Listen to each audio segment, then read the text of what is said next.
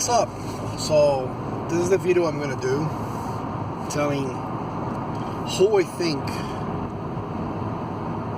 the Republicans that are still reluctant to vote for Trump should vote for, right?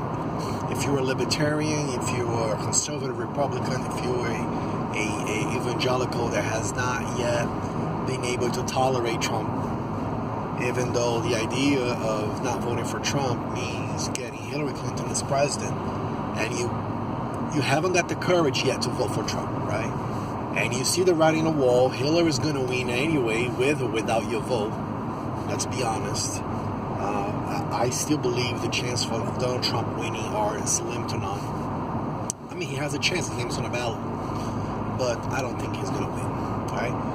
So who do you think you should vote for? So some people say, well, you should vote third party. Most Republicans, most conservatives would probably default to like a libertarian candidate, maybe a constitutional guy, a conservative guy, writing, I don't know, John McCain's Ted Cruz name, something like that. I'll tell you why you shouldn't do that. You're going to be surprised, but I think you should vote for Jill Stein. And I'll tell you, this is genius, to be honest with you.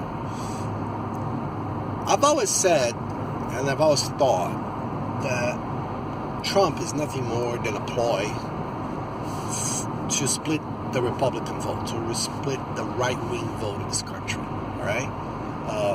Clinton in 92 won the presidency with 42% of the vote.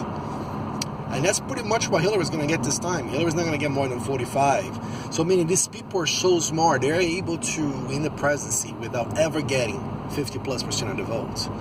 So what do? They split the right-wing vote. They split the conservative vote. Right? In 92 was Ross Perot, but Ross Perot was a real outsider. He didn't even get to the inside of the Republican Party. This time they give it a twist. They put the third party, the outsider, inside the party itself. It split the party from within. There are still, they say, 10 to 17% of Republicans who won't vote for Trump. And that's enough for them to win the victory, to win the White House for the Democrats. Remember, elections in this country are not decided 60-40. Elections in this country are already decided by 4 or 5 points difference, right? Remember that President Obama blew Romney out of the water, but it was like a 4 or 5 points difference. That's it. I think it was 3-4. But that's it. It wasn't, this country's not 60-40, this country's 51-49, that's the truth. And there is that little 3-5% who changes every other election, and that's what really elects presidents. But the rest, it's solid, a 50-50 divide country. So why do I think conservative people should vote for Jill Stein? Give back to the Democrats the same thing they're doing to us. They're trying to split the right-wing vote. So if you're not going to vote for Trump, if already decided you really can't stomach vote for Trump, but you want to think long-term solution, long-term strategy, political strategy, your best strategy would be vote for Jill Stein. Why? You want a viable Green Party that can siphon more and more votes from the Democrat Party. Due to the Democrat Party, what the establishment is doing with the Republican Party, dividing, making it weaker. Even if you think about it, the Tea Party movement, and now it's going to become the Trump Party. You just can see it's going to come Trump TV. It's going to be the next part, and you're going to have this 25% hardcore of the Republican Party saying now it's Trump or bust, dividing forever the vote, the right-wing vote.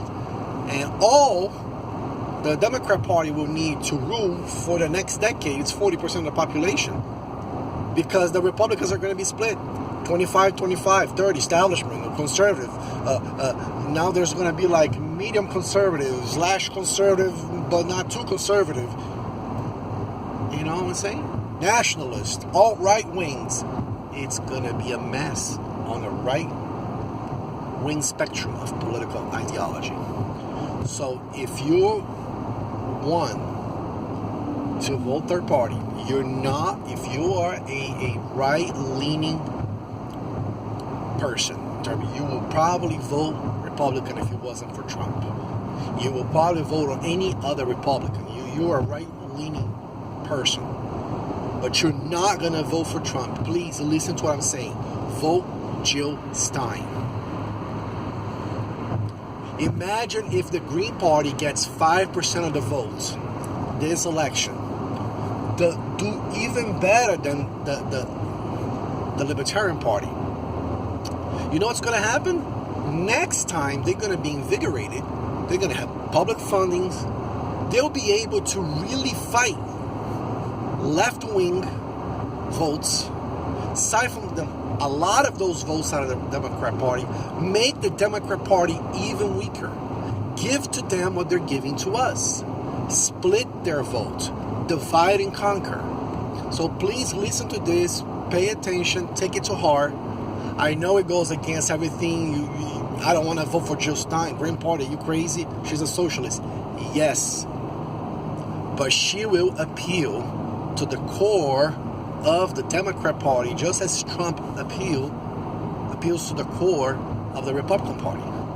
So if we're going to split political parties in this country, let's split the left too. Let's split the Democrat Party. Again, if you are a right-wing person and you're not going to vote for Trump, I'm not here to say listen, it's only 2 days for the election. So if you're not going to vote for Trump, please vote Jill Stein. Make the Green Party a very strong and reliable party, a force that the Democrat Party will have to reckon with. They're not going to siphon any votes away from Republicans in the future, but they will crush the Democrat base in the future. I would love to see the Green Party getting 10-15% of the Democrat vote every election season, because then it puts Republicans in the same situation.